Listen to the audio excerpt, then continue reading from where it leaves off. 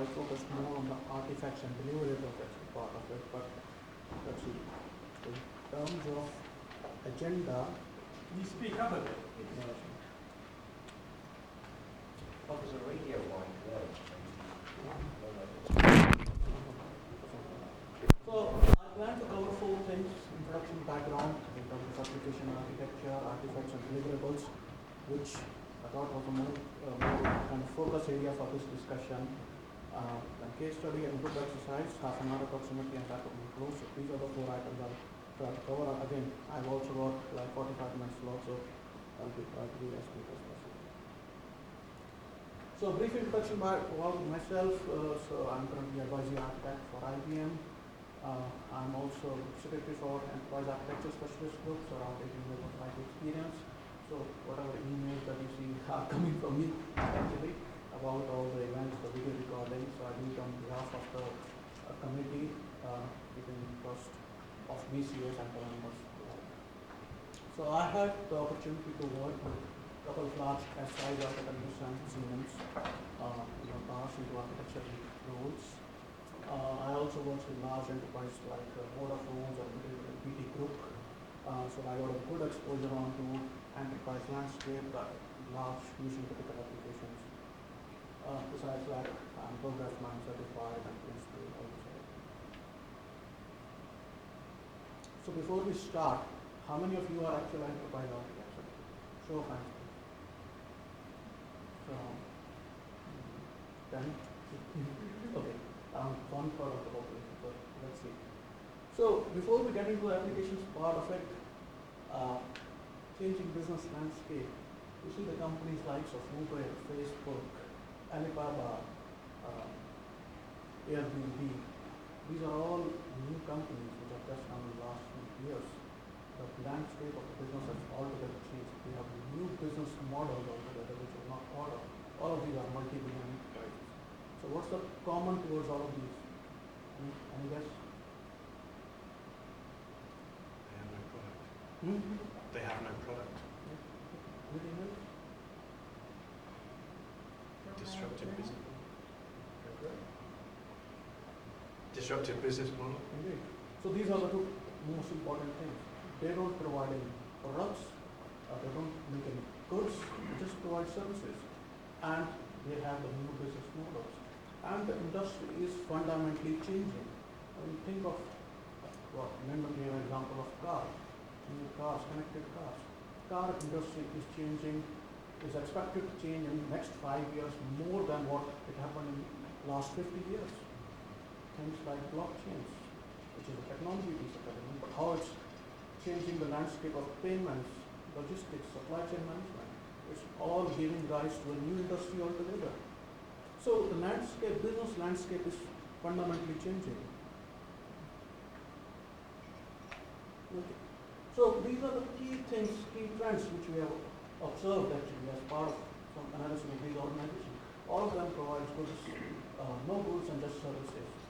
Interface is where the money is. So they are just owning the customer. They are not providing any goods, they are not making any goods. They have new disruptive business models. And they are also using the existing technology. They haven't created a new technology. They are all using innovative apps onto existing technology. And then they are digitally transforming themselves. They are very fast to market new products and services. Cognitive technology adoption.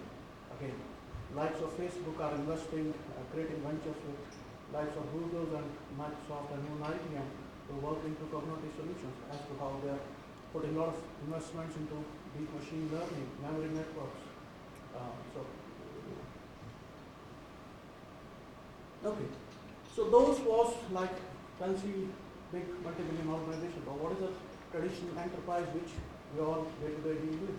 So typical enterprise has set of processes, functions, again, business strategy, as Colin described earlier.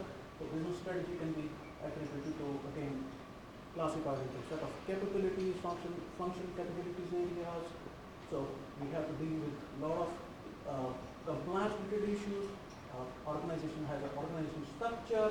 It provides product and services. It has underlying data, applications, technology, which all work together in some way.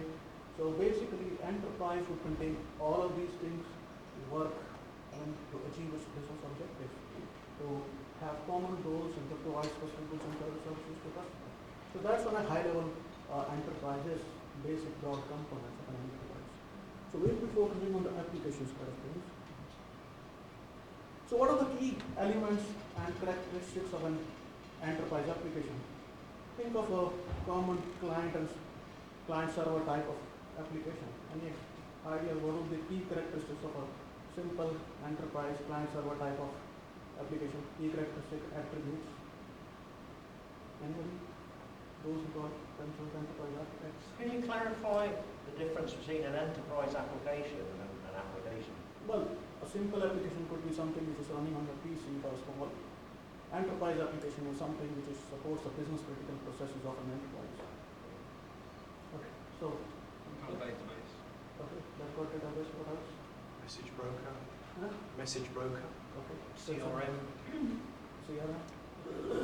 So I'm talking of attribute of an enterprise application. Business logic. CRM is a type of enterprise application. Business logic. Business logic, yeah. So you call that business rules, business logic. What else? Resilience. Resilience, so which should be non-functional aspects of it. What else? Functional, non-functional. So function, non-function requirements, Data integrity. data integrity, okay, yeah. Interfaces with other Interfaces, yes, very important. Scalability. Scalability, yes. User interface. User interface, yeah. Very important for application. User interaction by user interface. What else? That's it? You run out? Okay. So high level things. Requirements, use case design, stakeholders, business processes, user groups, locations, business entities, organization entities, user interface, external internal interfaces, business rules, data entities, locations, workflow scheduling, networking, security, operational, function, non-functional aspects, software components, client or server, whatever, hardware, environments or instances, development, test, integration, life cycle. Is just top high level elements of an enterprise application. Imagine if you expand all of this, we're talking of thousands of pages of documentation to be covered. Okay. So, how to get over to the complexity of everything that we identify? A layered approach is preferred. So enterprise, again, described in a layered approach. So on top you have business layer, so which calling out for business capabilities, functions. Then you have the application layer, which talks of application service components, and you have the technology layer, which is talking more of infrastructure, servers, deployments, all sorts of things. Okay, so we have all heard of VA frameworks, various frameworks. A lot of frameworks are there in the market, Jackman, Progress. They all provide a way of kind of describing the architecture, enterprise architecture. So if you see Jackman framework, Progress, you might have seen all this. So there are a lot of application aspects involved into that. So application architecture is one of the focus areas within Progress. Within Jackman you have application architecture, workflow models, data models, all of that in a way are related to application architecture, data architecture. So all these frameworks represent the enterprise architecture in some way or other. Application architecture is one of the components of all of this. So we'll see what are the exact deliverables and how we can use these frameworks to derive some of the actual deliverables. Okay, so let's go to artifacts and deliverables, which is typically, as an enterprise architecture, you are supposed to deliver something. So, any idea what is the difference between artifact and deliverable? Any guess? I'm sure you would have come across all this terminology. Some artifacts can be foundational, they're not actually deliverable, they just enable the Yeah, but what is artifact? What is deliverable? What is the difference? The artifact on which describes the architecture itself, where a deliverable is something that's required to be signed off and agreed formally. Yes. Okay. So, artifact artifact is actually a viewpoint. It's, Is it what? it's a viewpoint. Deliverable is a contractual thing to say. You are supposed to provide this document, for example, in this format, within this number of days, and it should contain this information. That will be more of a deliverable. Artifact is more of a viewpoint. So you can have multiple viewpoints of the same thing. It is not formally defined. There is a thin boundary, but yes, that's a definition. So let's see some of the artifacts. Enterprise application catalog. How many of you have heard this term? 1, 2, 3, 4, 5, 40 architects in the room. 6, 7 architects have heard this. I think without this thing, you can't be practicing enterprise application architecture actually. So let's see what is there into this. List of all the applications across the enterprise. Imagine enterprise, billion pounds worth of turnover. How many could be the applications? List of applications. Any idea? Let's for us say $1 billion kind of enterprise annual turnover. List of or number of applications. Depends how you define it. But Yeah, it can be an Excel spreadsheet, macros as well. yes, so very good answers. Recently I came across application list.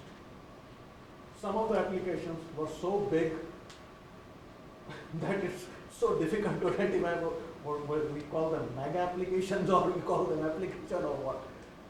Some of the applications were actually Excel's macro ads.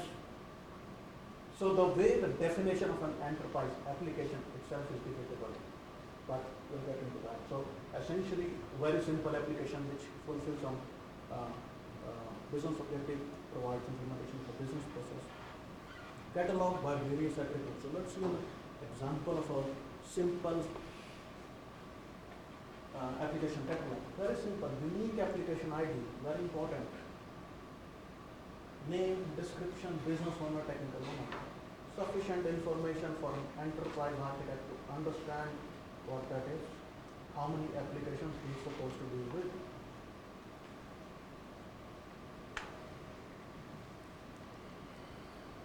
Okay. Artifact, very simple. Excel spreadsheet with all this information. Web-based catalog, where you can just say, okay, I want to sort one or search upon an enterprise application. This is a real deliverable. Lots of enterprise architects just get paid to maintain this Excel spreadsheet. Okay. Extended enterprise application catalog. So that was a very simple application catalog. We need to extend this. So extended application catalog will contain a lot of other information. For example, what is the vendor of that application? OS, database, number of servers, application size, small, medium, large, number of interfaces, server locations, what kind of storage it is. It's just an extension of the core application catalog. Okay. Now typically enterprise architects, when in some of the previous debates we have signature ready recommendation. How can you have signature ready recommendation? You go into CIO or the direct senior leadership meeting. How many applications with this thing? You are supposed to answer straight away. You are supposed to carry this application catalog in your back pocket with you, or rather have it in your memory, in your head. How many applications with Oracle database? I want to replace this with this thing, or with X database, X operating system, or X vendor, or whatever. So, the size of application catalog keeps on growing, larger the organization, larger the size of the catalog. Again, what is the benefit? Consolidated view of all the applications and enterprise. So you have full catalog, can grow quite large. A £1 billion organization would typically have 1,000 plus of applications. Interesting part, close to 25 to 50% of them are uncatalogued.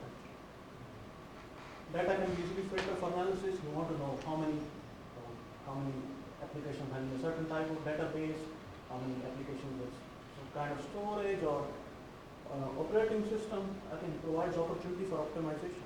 You can optimize based on to say, okay, I have got this vendor, 20 different applications. This vendor is not performing well, or I have some issues, contractual issues, commercial issues. What can I do? How much do I spend with this vendor? Can I move to alternative vendor? And in terms of pitfalls, yes, 25%, 50% non-catalog applications. Okay. Application catalog classification. How do you classify the applications as? By business impact, highly critical, mission critical, high, medium, low. Availability, percentage of availability, 5 nines, 4 nines. By locations, by security aspects of it, which is very important, my colleague covered. Strong password, one-time password, and security data. Again, these days, this classification by security is actually becoming more and more important. By support category, gold, silver, user size. So application code base doesn't matter. It's the number of users who are using it. So key benefits of this classification: it acts as a reference data for application catalog and allows a common language, which came as a theme. So when you communicate with business and you communicate with IT, you need to have a common language. You need to have the definition of what critical means, what number of user base means, what your security means. The next important thing, interface catalog. So how many of you, again, question, have come across an interface catalog? 1, 2, 3, 4, 5, 6. Okay, so around 7.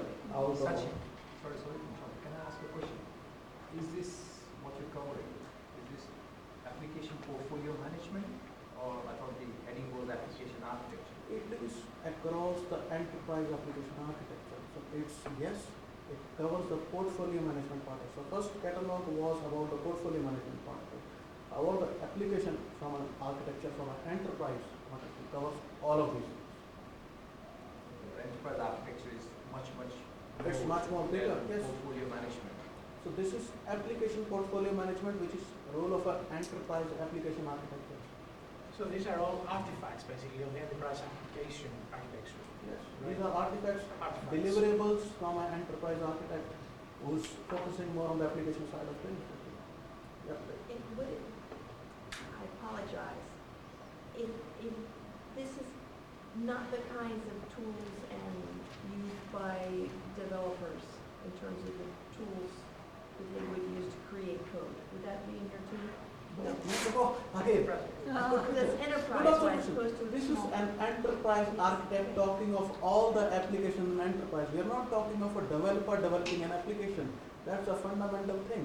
We are not talking of solution architecture. We are not talking of software architecture or technical architecture. We are talking of enterprise architecture who looks across the entire IT.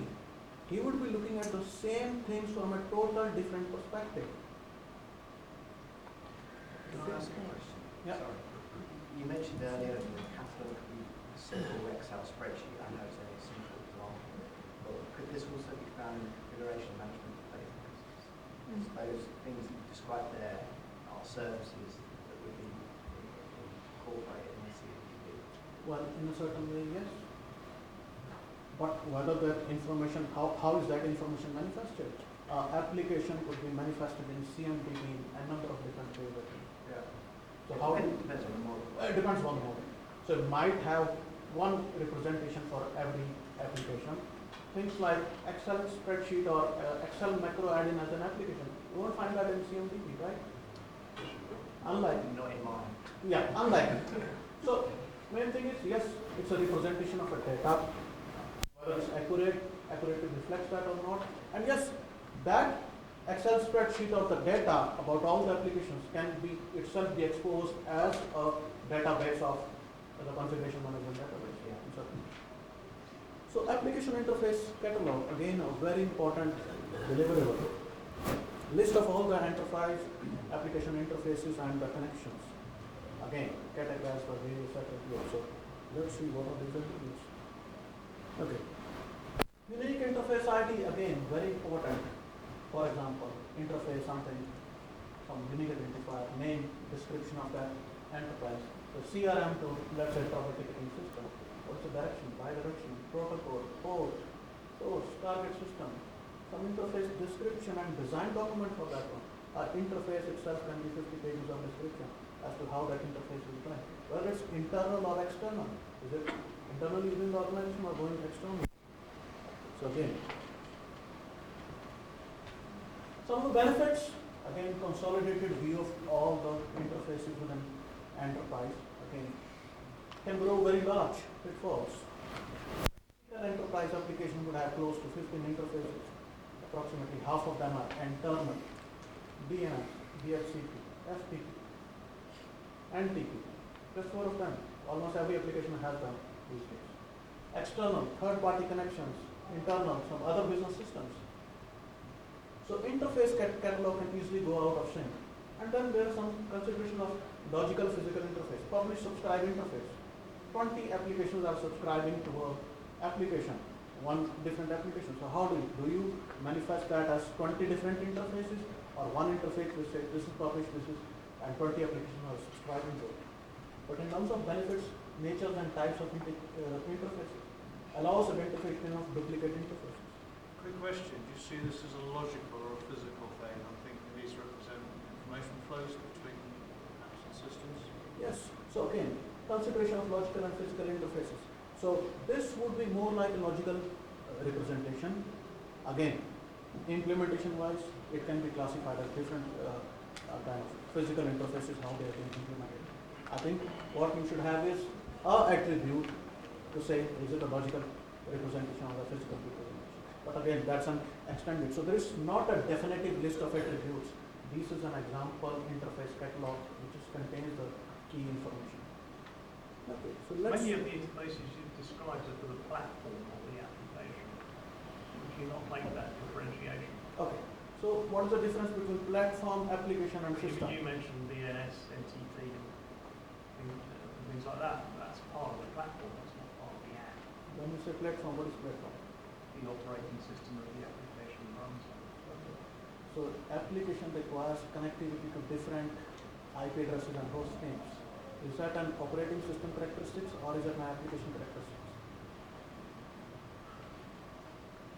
It's something you'd expect the operating system to provide. Provide as a capability. You wouldn't. Yes. So operating system to provide as a baseline fundamental capability, but it's an application specific data. So IP addresses and host names to third party systems it connects to. That goes into the Windows host file or whatever Unix host file or whatever Windows naming system. So it's the applications related data which goes into the operating system part of it, or it may go into DNS or something. It is very well related to the application. So operating system provides a capability for that. Yeah, but it's not tied to it, I guess is my point. You could take the application and run it on a number of instances of the platform that may be different versions of the operating system. Yes, so would you not need to carry some of the DNS, DHCP and FTP related information as you migrate to? I catalog them separately. Yes, that's what I'm saying. It is part of the application catalog. So interface catalog would contain all this information and say, this information is applicable to this interface for the application.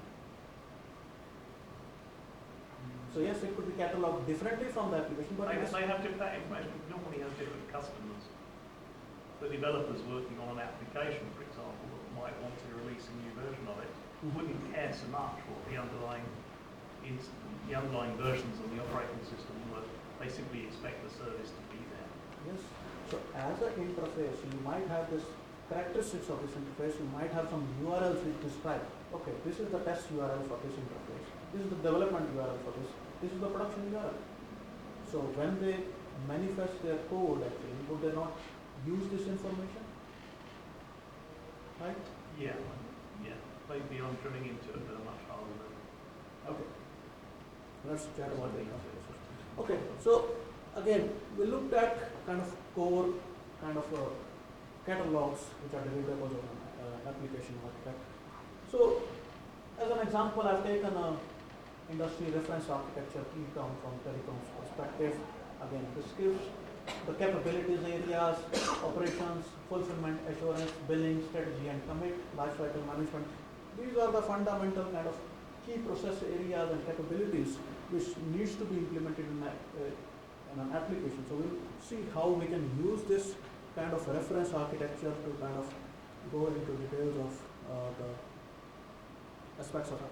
So, expanded view of that reference architecture, billing and revenue management has been broken down into different process areas: bill, invoice, inquiry handling, management, billing events, customer interface management, problem handling. From an application architecture perspective,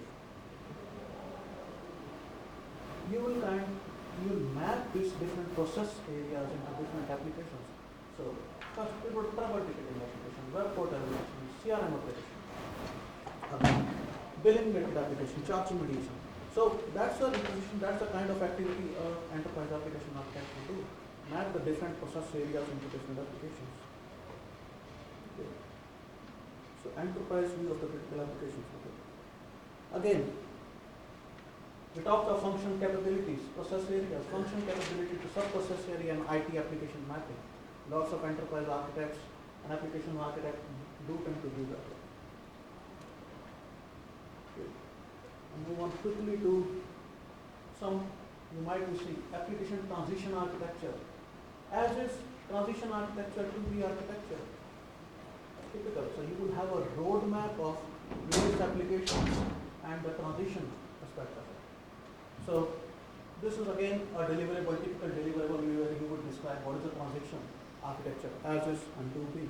And this needs to be done on an enterprise scale. So that was a point example of an application, a simple topic application having interface with CRM and event management system. But you need to look at it from an enterprise perspective. So current state, transition states, after some period of time, what is the overall target state aligned to the overall enterprise organization business objectives? Now typically this would take like 5 to 10 years. Covers the whole enterprise, that's the most important thing. And duration likely to span several years.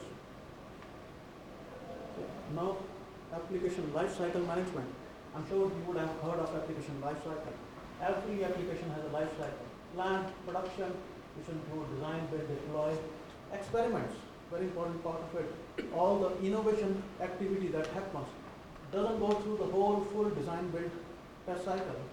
So these are called experiments. You just plan something, develop something, maybe throw it in the bin, or maybe just improve it a little bit. End of life is very important. Again, changing business needs, vendor no longer exists, commercially unviable. So end of life planning is very important. Application lifecycle management is not same as software development lifecycle. Key differentiation. And this application lifecycle management should be published again to enable a common language. So I'll quickly skip through some of that part. Again, application communication diagram. This is dynamic and static views of an application. Sometimes more done by solution architects or application architects, but again, it could be again deliverable from an enterprise application. Use case diagram. Opportunities provides opportunities for optimization. So if you see the use case diagram, typical topic expanding on the trouble ticketing application example. Create tickets, update, close tickets are part of the trouble ticketing application. Generate reports is manual or semi-automatic. Again, looking at it, you can identify the areas of improvement or automation which can be achieved. Don't you use misuse case documents as well? Sorry? I know you look at misuse case as well. Once you start the use case. Usually misuse case are going to identify vulnerabilities and risks. Sorry, use case to? Misuse case. Misuse case.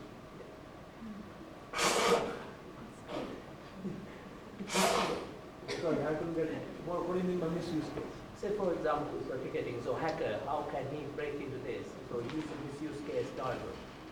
Why not? Why not?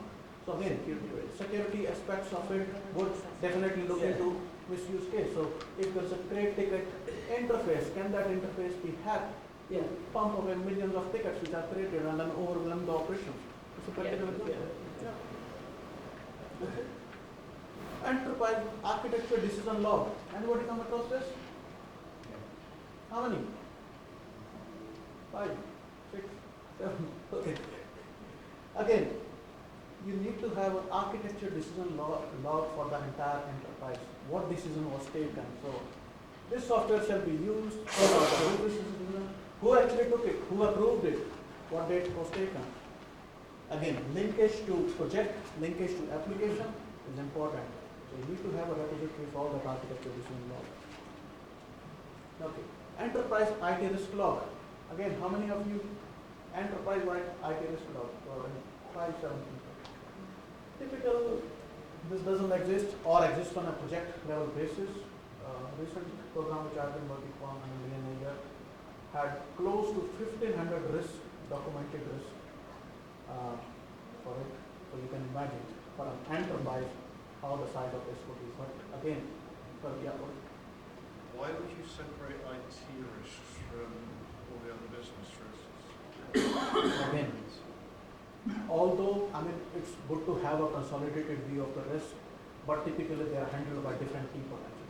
So there is a tendency to separate business risk as compared to IT risk. So you might want to create an IT risk log, assign that to CTO or something, head of IT or IT director or something. Business risk possibly could be somebody from management or whatever. So you might have a technical board looking at the IT risk. You might have a management board which is looking at the business risk. So again, it might be a same risk catalog, but just a different representation. Okay, so let's move on quickly to software assets catalog. Again, some mature organizations do tend to have a list of all the possible software that can be used with different status to say, don't use this thing, use this thing, use this with caution. And now I'll quickly move on to some of the remaining ones. Some other common artifacts, architecture principles, pattern catalog, governance and approval process, batch flow model, data flow model, reference architecture, reference architecture to vendor mapping or application mapping, application business entities mapping, best practices, naming conventions, coding standards. Everything is a deliverable from enterprise architecture, especially. So you would like to have common coding standards across the enterprise, common naming convention, common UI guidelines, security standards. Again, application-specific security standards. Vendor analysis, return on investment models. Who has created ROI models? Anybody? Again, lot of enterprises like business case, vendor analysis, procurement. How much we are spending against a particular vendor? How much is the license spent? Can we replace this vendor with this vendor because it saves me 50% or something like that? Again, all the role of an enterprise application architect. Engagement model with third parties, procurement model, operational support model of an application or particular domain. So all of these are within the scope of an enterprise application architect. So I won't go into details of that. Let's quickly go through the exercise part of it as the next section. So let's divide ourselves into 3 groups. And what we will do is, Daljeet, you showed the previous exercise, right? Use case scenario. Sorry, what? So this is a group exercise, short group exercise. So you showed the one example, right? Case study. Yeah. So this time we'll be dividing into 3 groups. Each group would have to, based upon their experience, they have to identify a particular scenario where they experience a big project program failure or operational failure, identify what was lessons learned from that one, and what could have been done to kind of avoid that situation, and present that as set of 3-4 kind of charts or something like that. So let's divide into 3 groups. Is that okay? What are the questions again? Sorry? What are the questions? Yeah, I'll just, yeah.